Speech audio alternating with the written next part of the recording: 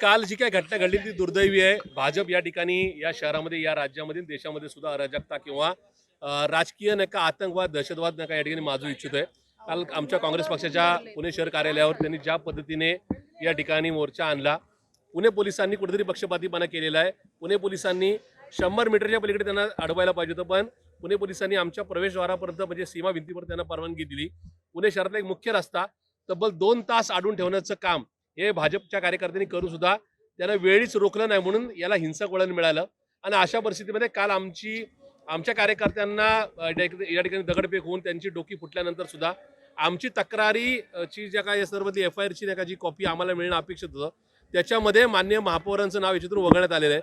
आपल्या सगळ्या TV चॅनलच्या बातम्यांमध्ये आमच्याकडे असणारे व्हिडिओ फुटेजमध्ये क्लिअर आहे की माननीय महापौर मंजुषाताई नागपुरे, धीरज घाटे आणि दुष्यंत मोड यांनी प्रक्षोभक भाषणे केली, म्हणून या ठिकाणी या सगळ्या आंदोलनाला हिंसक वळण मिळालेलं आहे।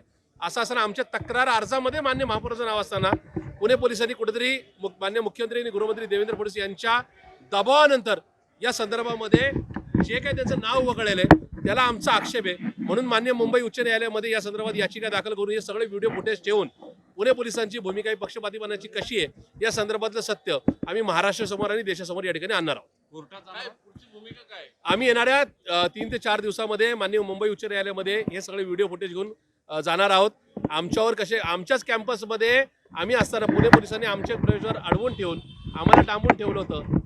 या ठिकाणी दगडफेक किंवा चप्पलफेक आणि बाटल्या पलीकडून येऊन सुद्धा पुणे पोलिसांनी आमच्या शहराध्यक्ष अरविंद शिंदेंवर किंवा एकूणच कार्यकर्त्यांवर जे खोटे गुन्हे दाखल केलेत त्या संदर्भाने माननीय उच्च न्यायालयामध्ये दाखल करणार आहोत। त्याचबरोबर माननीय महापौर मंजुषा नागपुरे यांना कुठल्या अधिकारामध्ये व्हिडिओ फुटेज असून सुद्धा या ठिकाणी त्यांचं FIR मध्ये नाव कसं नाही या संदर्भामध्ये माननीय मुंबई उच्च न्यायालयासमोर ही बाब निदर्शनास आणणार आहोत। मेयर पुणेचे आहेत की पक्षाचे? मुळात मी सुद्धा पुणे शहराचा महापौर होतो। महापौर हे कधी म्हणजे आमच्या पक्षांनी कायम आम्हाला या संदर्भामध्ये ते संस्कार शिकवले की आपण पुण्याचे किंवा राज्याच्या कुठल्या किंवा देशाच्या कुठल्याही महापालिकेचे महापौर असताना पक्षाच्या आंदोलनामध्ये यायचं नाही। आपण फक्त या ठिकाणी सार्वजनिक कार्यक्रमामध्ये नाही का या ठिकाणी हजर राहायचं। दुर्दैवाने पुण्याच्या महापौर झाल्यानंतर 7व्या दिवशीच या संदर्भामधला हा सगळा संस्कार विसरला। त्याच्यामुळे कुठेतरी त्यांना राज्य सरकारने केंद्र सरकारने आणि खुद्द त्यांच्या पक्षाने त्यांना या संदर्भात समज देण्याची गरज आहे असं माझ्यासारख्या कार्यकर्त्यांना वाटतं। तुमची car, electric panel, data server आगीपासून सुरक्षित आहे का? नाही? मग आजच बसवा F Protect temperature activated fire suppression device.